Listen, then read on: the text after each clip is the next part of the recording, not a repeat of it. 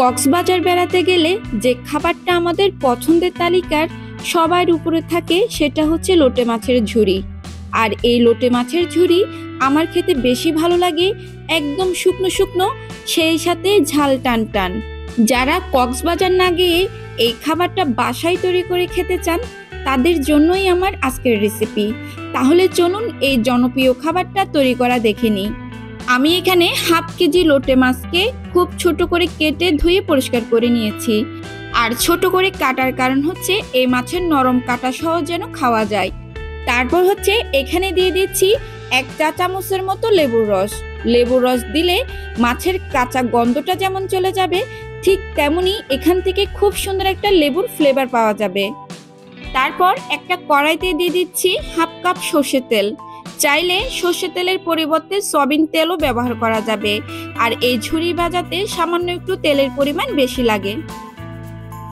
তারপর তেলটাকে হালকা একটু গরম করে দিয়ে দিচ্ছি 250 গ্রাম পেঁয়াজ কুচি। চেষ্টা করবেন পেঁয়াজের পরিমাণটা একটু বাড়িয়ে দিতে, তাহলে এই ঝুরিটা খেতে ভীষণ ভালো লাগবে। তো পেঁয়াজটাকে হালকা একটু লাল লাল করে ভেজে নিয়েছি। তারপর হচ্ছে এখানে দিয়ে দিচ্ছি 2 চা চামচ রসুন বাটা। আর রসুন বাটাটাও সামান্য বেশি দিবেন, তাহলে ফ্লেভারটা ভালো পাবেন। এবার দিয়ে দিচ্ছি 1 চা চামচ আদা বাটা। এখন হচ্ছে দিয়ে দিচ্ছি 2 চা চামচ একদম উঁচু উঁচু করে লাল মরিচের গুঁড়া।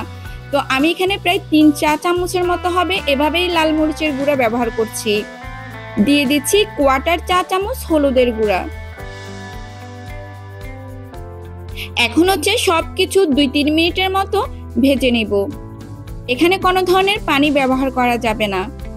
এই মশলাগুলো যখন একটু ভাজা ভাজা হয়ে যাবে বা কাঁচা গন্ধ চলে যাবে, এ পর্যায়ে হচ্ছে দিয়ে দিচ্ছি লোটে মাছ। আর এই মাছ থেকে খুব ভালোভাবে পানিটা ঝরিয়ে নেবেন, তাহলে এটা রান্না করতে অনেকটাই সময় কম লাগবে।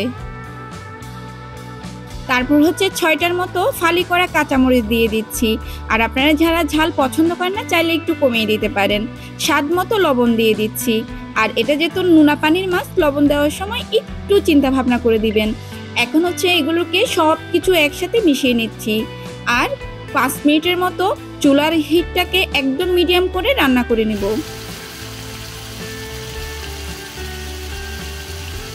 5 মিনিট রান্না করলে এই লোটে মাছের পানিটা অনেকটাই টেনে যাবে। বাস এখন হচ্ছে এটাকে খুব ভালো করে নেড়ে চেড়ে একদম শুকনো শুকনো করে ভেজে নেব।